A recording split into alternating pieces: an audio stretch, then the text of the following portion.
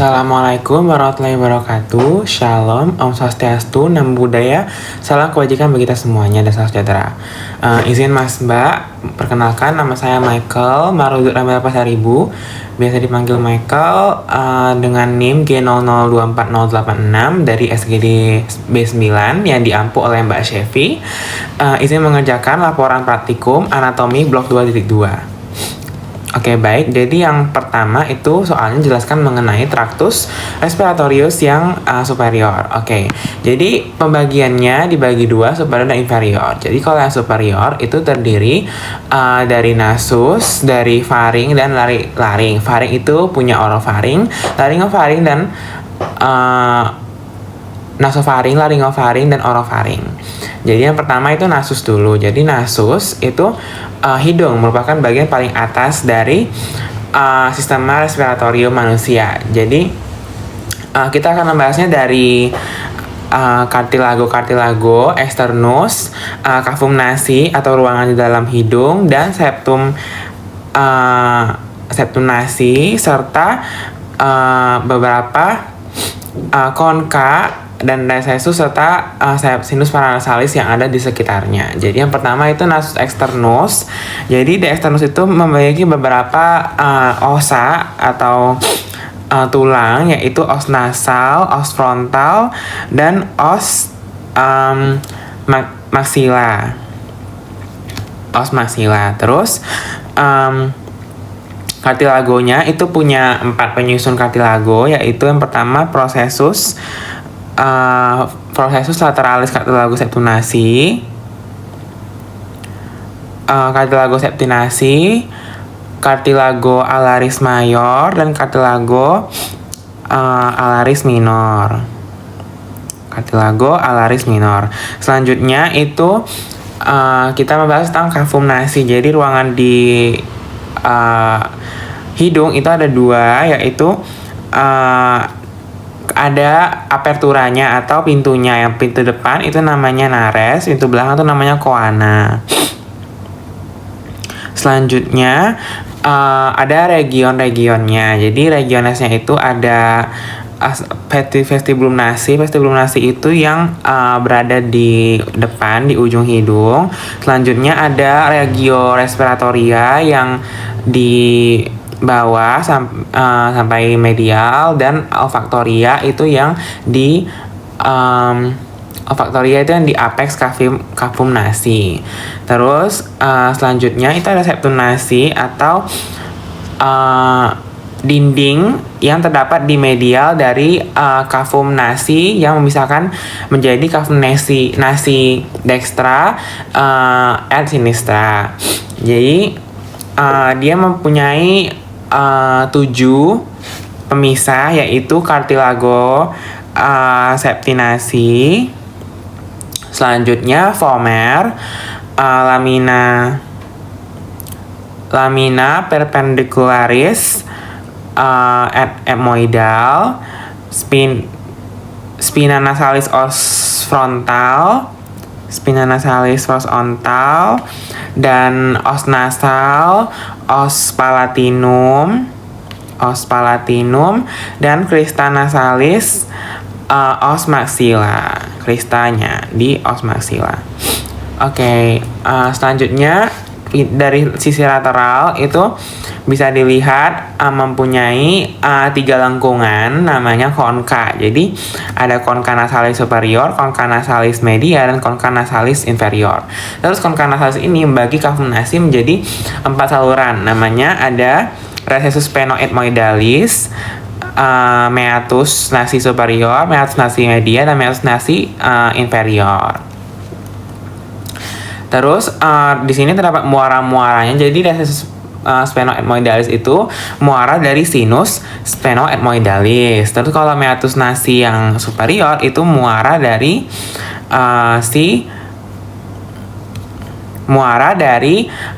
serule ethmoidalis posterior. Terus kalau dari meatus nasi media itu punya bula ethmoidalis, hinus similaris, infundibulum ethmoidal, dan proses urncinatus. Terus kalau dari meatus nasi inferior itu muara dari ductus nasolakrimal. Oke, terus sinusnya itu dia punya 4 sinus: sinus maxillaris, sinus frontalis, sinus ethmoidalis, dan sinus sphenoidalis. Selanjutnya kita ke faring. Jadi faring itu merupakan saluran membran muskulomembranosa yang mempunyai panjangnya itu 3 bagian, 3 regio. Itu yang pertama ada nasofaring setinggi VC 1-2, terus orofaring itu VC 2-3, dan laryngofaring itu VC 3-5. Lanjut, kita bahas satu persatu. Jadi kalau dari nasofaring itu tadi skatopisnya VC 1-2. Terus punya fungsi itu respirasi karena naso berarti hidung. Terus dihubungkan dengan nasi atau hidung itu dengan koana, merupakan pintu belakang dari si kafum nasi. Terus dia punya beberapa bangunan penting. Itu tadi koana sudah. Terus opte atau ostium pharyngeum tuba auditive eustachii itu pintu masuk dari tuba auditiva atau tuba eustachian. Terus ada tonsila pharyngeal atau adenoida. Terus ada torus tobarius, itu peninggian di posterior dan superiornya opte.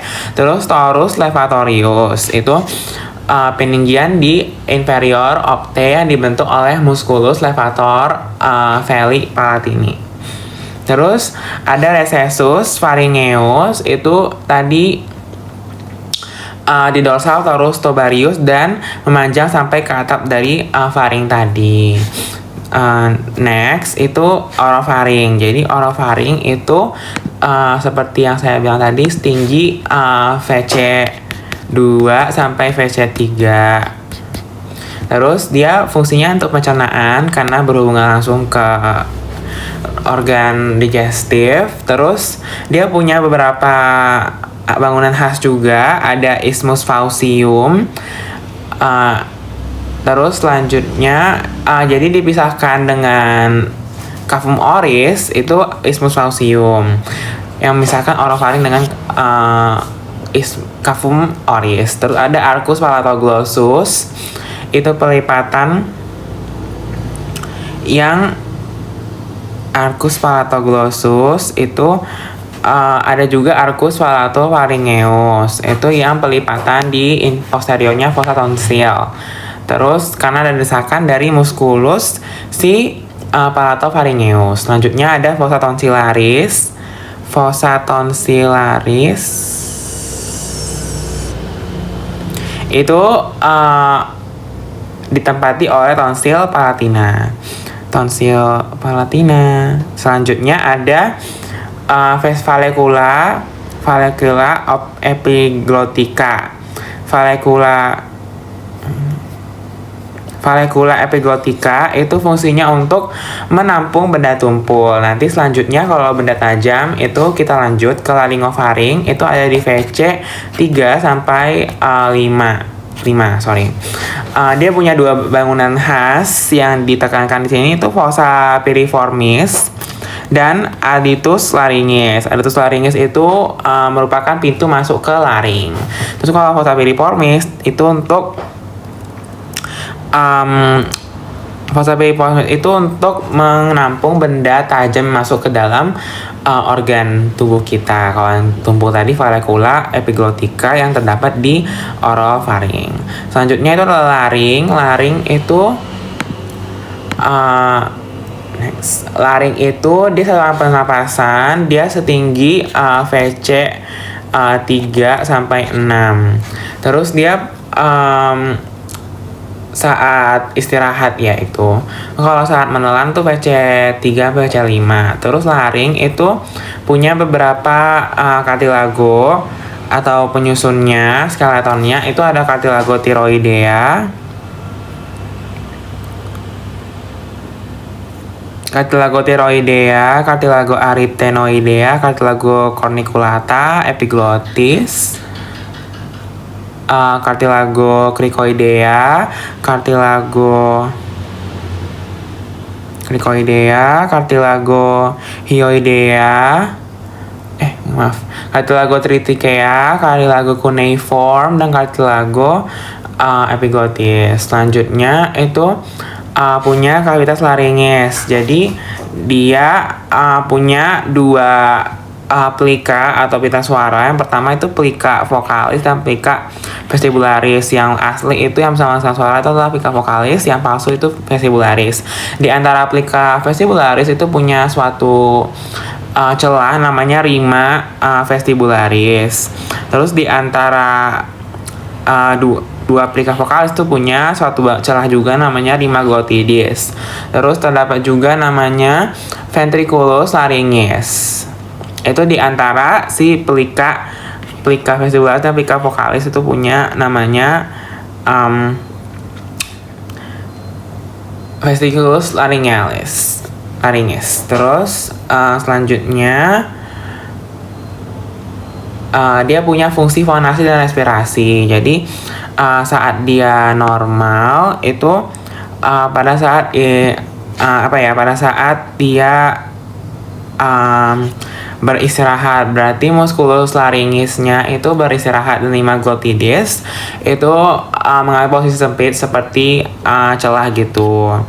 Terus kalau dia inspirasi dalam, dia akan membuka oleh kontraksi dari musculus cricoarytenoid posterior. Kalau fonasi itu dia akan menutup, dan kalau dia berbisik nanti ligamen vokalnya itu diadduksikan oleh musculus cricoarytenoid lateral. Tapi musculus arytenoid yang relax itu membuka udara tuh lewat. Jadi dia mengucapkan ucapan tanpa nada gitu. Jadi nggak ada nada yang dihasilkan, tapi dia suara gitu. Jadinya berbisik atau bersio. Baik, selanjutnya saya akan membahas dari soal nomor 2, itu jelaskan anatomi dari core. Jadi core sendiri itu punya lapisan yang melindunginya, namanya itu perikardium. Dibagi jadi dua, itu ada perikardium yang fibrosum dan perikardium yang serosum. Jadi serosum itu juga dibagi dua lagi. Dia yang lamina parietalis dan yang visceralis. Kalau yang fibrosum itu fungsinya untuk melindungi core dan membatasi gerak core agar selalu tetap pada tempatnya gitu. Kalau serosum itu punya dua lamina, tadinya saya bilang parietalis dan visceralis. Kalau parietalis itu yang melapisi facies interna perikardium fibrosum. Kalau visceralis itu yang langsung menempel pada core, langsung ke epikardium. Itu di antara dua lamina ini terdapat suatu ruangan namanya kavitas perikardiaka atau cavum pericardii, yang isinya itu core pericardii. Terus sebagai pelumas dan pelumas pada core. Terus terdapat sinus pericardii, itu ada sinus obliquus dan sinus transversus. Terus kalau yang obliquus itu refleksi yang berada pada tempat di mana vena cava superior, vena cava inferior, vena cava superior, vena cava inferior, dan vena pulmonalis itu masuk jantung. Yang ini. Terus kalau yang sinus transversus itu di mana aorta dan truncus pulmonalis itu masuk ke meninggalkan jantung. Terus selanjutnya itu dari vaskularisasinya si core itu arterinya itu arteri perikardio frenica, cabang dari arteri thoracica interna. Terus ada arteri musculofrenica, arteri frenica superior, arteri bronchialis, dan arteri esophagealis. Terus kalau venanya itu ada vena perikardio frenica, cabang dari vena si brachiocephalika, dan ada sistem agilygos. Terus kalau inervasi itu ada nervus phrenicus, dan itu truncus sympathicus, dan nervus vagus untuk parasimpatisnya. Selanjutnya dari core sendiri itu dia punya cavitas thoracis itu di mediastinum medius. Terus dia dieratkan pada cavitas thoracis itu punya 4 ligamen. Kalau dengan corpus sterni itu ligamentum sterno pericardiaca. Terus kalau dengan xiphoideus itu xiphoperdicardiaca. Dengan si diafragma itu pericardiofrenica. Dan kalau dengan vertebra itu vertebro pericardiaca.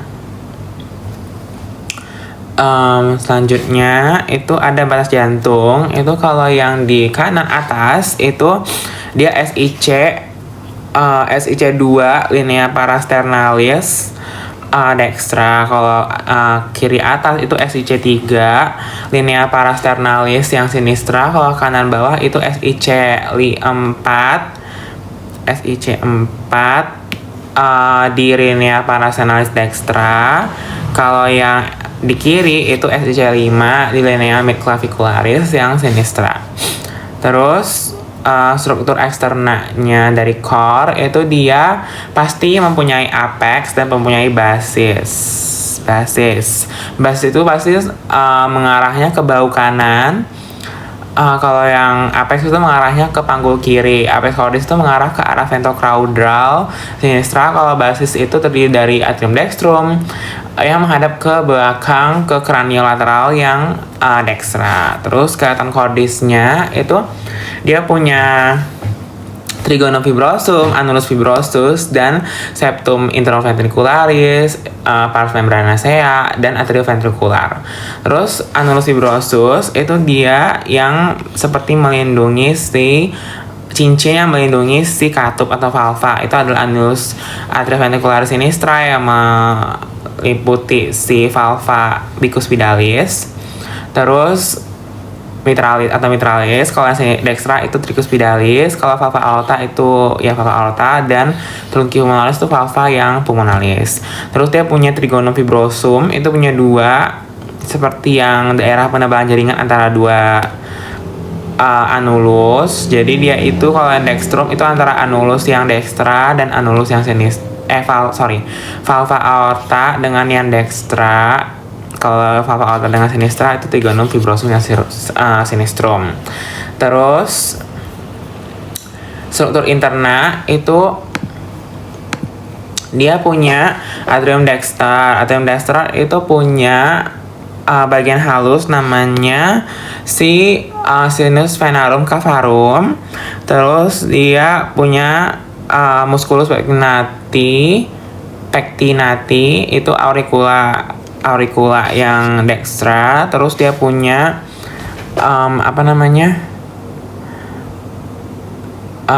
crista terminalis dan sulcus terminalis itu yang memisahkan bagian halus dan kasar.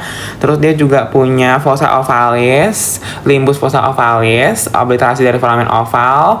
Terus dia punya ostium dari atrioventricularis dextra. Terus dia punya dia punya dua valvula yang Eustachii dan valvula yang Tebesi. Kalau yang Tebesi itu melalui si ostium sinus coronarii. Kalau yang Eustachii itu ostium si vena cava inferior. Lanjut itu ventriculus dextra itu punya satu ruangan kasar namanya trabecula carne. Terus dia punya musculus musculi papillaris. Terus dia juga punya rigi biasa dan ostium dari trunci pulmonalis. Terus dia punya juga septum interventricular dan trabecula septromarginal nis yang terdapat bundle of His. Selanjutnya kalau yang atrium sinister itu dia terdiri dari sinus venarum, auricula sinistra. Ya. Terus selanjutnya dia dimuari oleh apa? Dia dimuari oleh 2 buah vena pulmonalis dextra,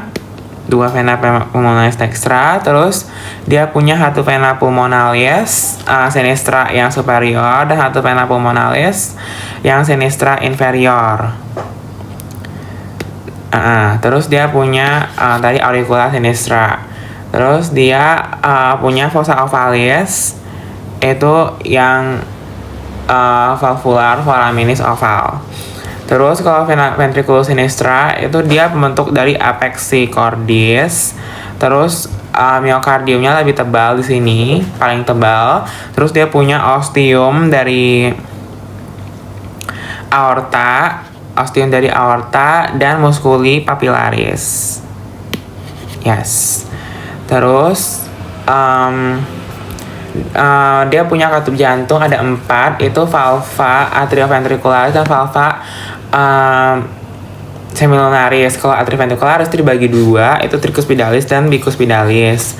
Terus kalau yang semilunaris itu dia punya pulmonalis dan aorta. Terus mekanisme katup atrioventricularis tadi kalau dia relaksasi kuspidnya akan lemah, keduanya akan terbuka, darah masuk ke ventrikel dan penuh, nanti katupnya juga akan terdorong oleh aliran darah tertutup dan dia akan terregang lagi dan korda tendinnya juga meregang. Terus kalau semilunar itu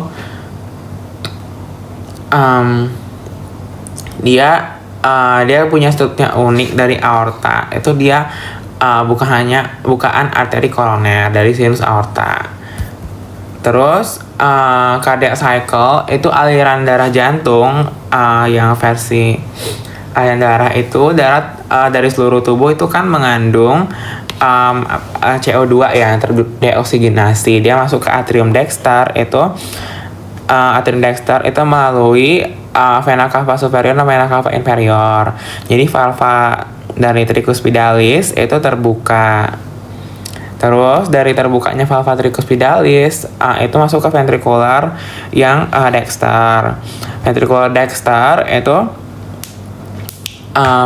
akan masuk ke pulmo dulu, ventriculus dexter, darah yang deoksigenasi, nanti dia akan merubah menjadi O2 dan masuk ke trunkus pulmonalis. Terus darah yang mengandung ini masuk ke atrium sinister.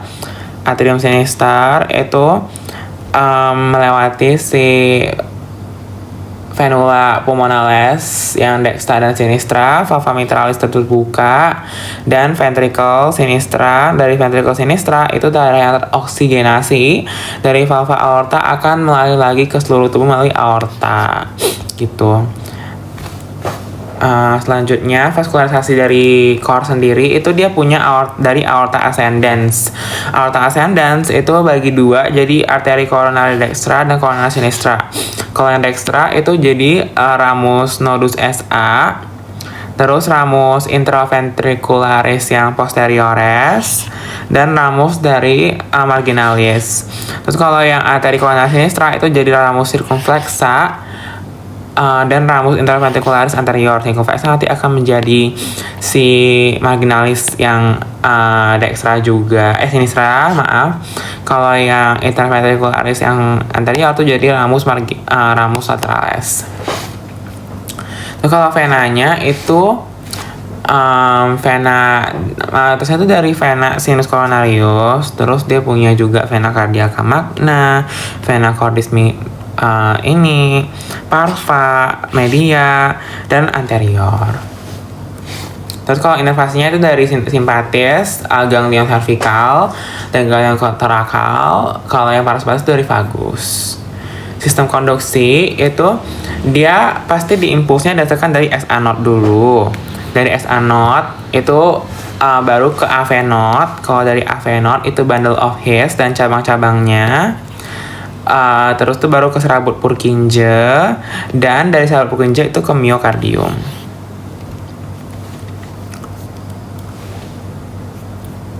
Oke, baik. Selanjutnya soal terakhir itu jelaskan traktus dari respiratorius yang inferior.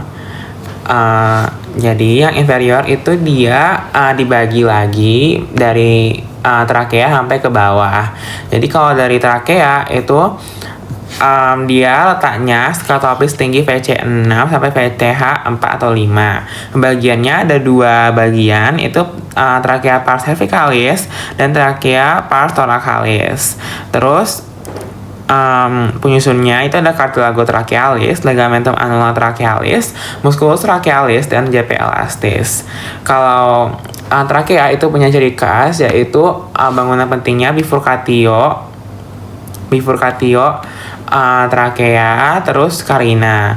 Bifurcatio trakea itu percabangan trakea yang dimulai setinggi VTH 4 atau 5. Jadi bronchus primarius dexter dan bronchus palmaris sinister. Kalau karina itu penonjolan di antara bifurcatio-nya, itu fungsinya sebagai reseptor batuk dan iritan. Terus vaskularisasinya itu kalau dari arteri tiroidea inferior, kalau vena itu juga laryngeal inferior, plexus thyroideus, dan vena laryngeal inferior lagi. Inervasinya itu punya dua, simpatis dari truncus sympathicus dan parasimpatis itu dari nervus vagus dan nervus laryngeus recurrens. Selanjutnya itu ada bronchus, itu mempunyai 3 bagian, primarius dexter sinister, terus yang lobaris atau secundus dexter sinister, dan interlobaris atau tertius yang segmentalis. Terus baru turun lagi sampai ke bronchiolus terminalis dan bronchiolus respiratoris. Bronchus primarius itu dimulai dari bifurcatio sampai ke hilum pulmonalis. Jadi dia punya sepasang dexter dan sinister. Perbedaannya itu dari panjangnya, dexter lebih pendek, lebih lebar, dan lebih tegak, serta kalau sinister itu sebaliknya. Selanjutnya itu secundus, itu lanjut dari hilum pulmonalis sampai ke sebelum dari segmentalis. Itu kalau dexter jumlahnya menyesuaikan dari lobus pulmo. Kalau dexter kan punya 3 lobus. Kalau sinister tuh punya 2 lobus. Letak skatopisnya sama, bedanya kalau yang sinister itu VT6, kalau yang dexter tuh VT5. Penamaannya kalau yang dexter dia punya eparterialis dan hiperterialis. Kalau yang sinister tuh punya secundus hiperterialis. Terus kalau secundus itu lanjut ke tertius atau yang segmentalis. Itu kalau yang dexter itu dia punya 10 bronki. Kalau yang sinister tuh punya 9 bronki. Terus dia akan bercabang menjadi bronchiolus yang nggak punya cartilago, bronchiolus ke terminalis dan respiratoris. Terus nanti dia akan bercabang lagi menjadi alveolus. Jadi alveolus itu punya ductus alveolaris, sacus alveolaris, dan alveolus sendiri. Terus lanjut pulmo dexter sinister itu kalau yang dexter dia punya 3 lobus, kalau yang sinister punya 2 lobus, punya basis dan punya apex. Apex di atas, basis di bawah. Terus fasciasnya ada 2 tadi, costalis dan mediastinalis. Margo punya 3, inferior, anterior, and posterior. Terus kalau yang dexter itu dia punya 3 lobus. Lobusnya ada apa aja? Superior itu yang tinggi SIC3, SIC4 tuh medius, dan SIC6 itu inferius. Terus kalau yang sinister itu dia punya 2 lobus doang, SIC2 dan 4. Terus dia punya radix at hilum pulmonalis. Radix itu merupakan sebuah struktur yang melekatkan pulmo ke struktur mediastinum. Kalau yang hilum itu dia tempat struktur masuk dan keluar. Jadi kalau yang Dexter itu punya bronchus epiarterialis, arteri pulmonalis, 2 bronchus epiarterialis dan vena pulmonalis. Kalau yang Sinister itu arteri pulmonalis, 2 bronchus epiarterialis dan vena pulmonalis. Terus vaskularisasinya pulmo itu ada fungsional dan nutritif. Kalau yang fungsional itu arteri dan vena pulmonalis, kalau yang nutritif itu arteri dan vena bronchialis. Limfanya itu ke nodul, si tracheobronchialis, dan inervasinya itu plexus pulmonalis. Selanjutnya ada suatu lapisan yang melapisi si pulmo, namanya pleura. Pleura itu dibagi 2, parietalis dan visceralis.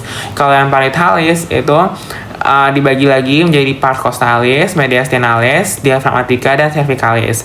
Yang parietalis itu melekat langsung keluar ke region thorax. Kalau yang visceralis itu langsung ke si pulmo.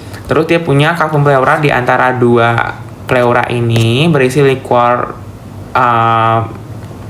pulmonalis atau cairan seros untuk melindungi si pulmo sendiri. Terus tekanan di dalam cavum pleura itu selalu harus negatif supaya udara itu bisa masuk dengan mudah. Terus punya potensial space. Ada 2, itu costo mediastinalis dan costo diaphragmaticus. Kalau yang costo mediastinalis, sesuai namanya, itu di antara pleura parietalis yang costalis dan mediastinalis. Kalau yang costo diaphragmatica itu di antara costalis dan diaphragmatica. Jadi kalau ketika berdiri, pulmonya akan bergerak ketika bernafas.